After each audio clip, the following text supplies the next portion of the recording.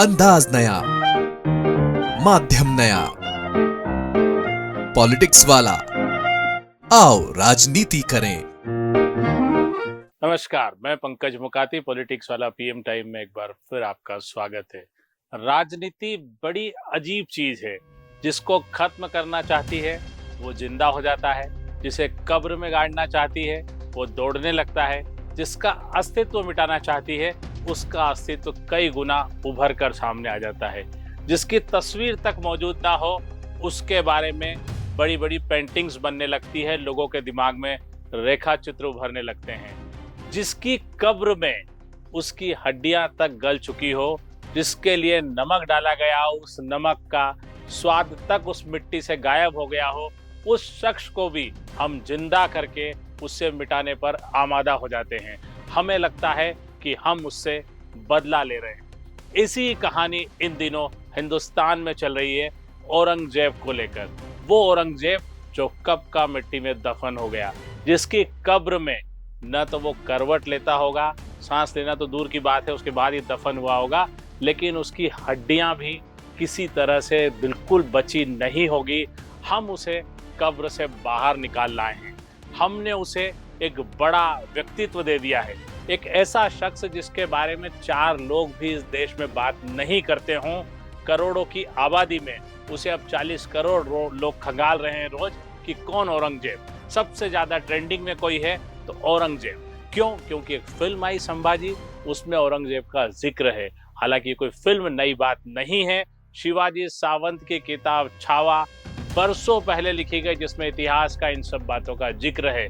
लेकिन क्या इतिहास के गड़े मुर्दे उखाड़ कर नए भारत का निर्माण किया जाएगा?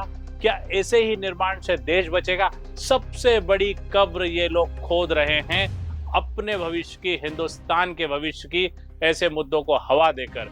ये मामला इसलिए और भी बढ़ जाता है कि नागपुर में कल जो कुछ हुआ, जिस तरह से हिंसा भड़की, निश्चित तौर पर इसमें 2 पक्ष के लोग होंगे, हिंसा 2 लोगों के बीच हुई होगी। लेकिन क्या इससे राष्ट्र को कोई फायदा हो रहा है? क्या इससे सनातन को कोई फायदा हो रहा है? क्या इससे हिंदुत्व को कोई फायदा हो रहा है? एक तरह से ये कब्र खोदना है अपनी ही राष्ट्रीय संपत्ति की। खुद को देशभक्त बताने के चक्कर में पूरी तरह से देशद्रोह का काम करना। इस तरह की कब्रों को खोदने से क्या हासिल होगा? अब हम समझ लेते हैं देश के विकास को, जिसके बारे में हम बात नहीं करना चाहते। केवल चमकीली तस्वीरों के अलावा हम देखें तो छोटी छोटी बातें करते हैं जो सबके समझ में आती है। औरंगजेब को छोड़िए, रुपया लगातार लुढ़क रहा है, वो न जाने किस पाताल जैसी कब्र में जाकर समा रहा है। मध्य प्रदेश की बात करें तो बच्चों को ऑक्सीजन नसीब नहीं हो रही है, वे एम्बुलेंस में दम तोड़ रहे हैं। स्वास्थ्य व्यवस्था इतनी खराब कि कब्र में से जिस तरह के चूहे निकल के बाहर दौड़ते हैं, उस तरह अस्पतालों में चूहे दौड़ रहे हैं। मध्य प्रदेश की विकास की गाथा इतनी जोरदार कि 3-4 हजार करोड़ रुपए तो हम BRTS बनाने और उसे उखाड़ने में लगा देते हैं, मानो जनता के टैक्स का पैसा किसी कब्र में पड़ा हो, जब चाहे उखाड़ा, जब चाहे फेंक दिया। ऐसे तमाम किस्से, ऐसे तमाम गाथाएं पूरे देश में दिखेगी।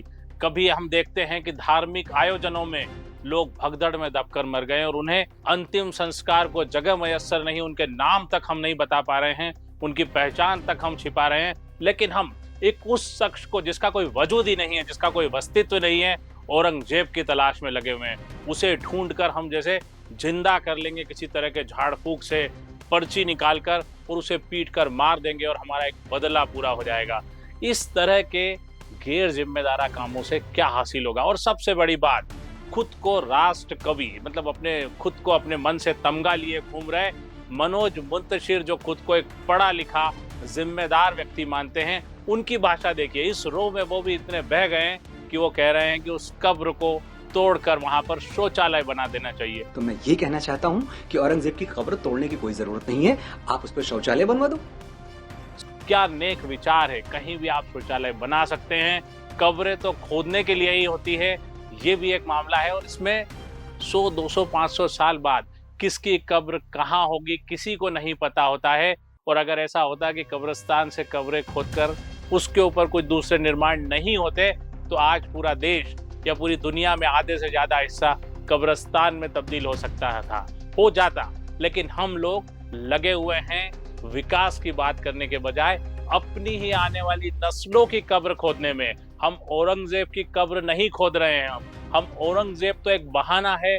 हम अपने देश की युवा पीढ़ी की कब्र खोद रहे हैं, अपने भविष्य को बर्बाद कर रहे हैं, देश को गृह युद्ध की तरफ ले जा रहे हैं।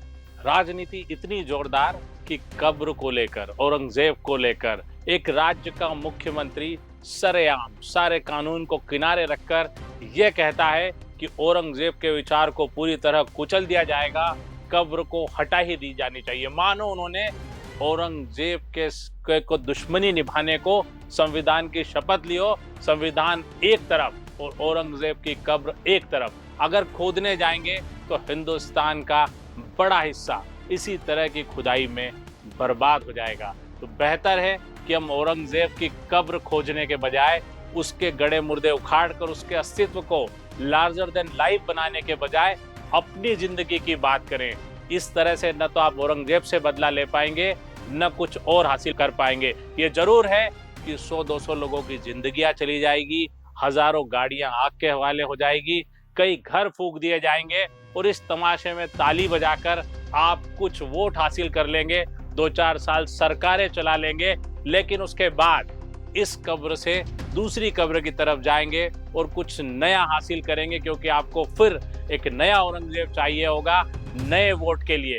लेकिन जनता को भी समझना होगा कि वो वोट की कब्र में न घुसे, वो अपने विकास का सोचे, ऊंची मीनारों की तरफ देखे और आगे बढ़ने के सपने बुने।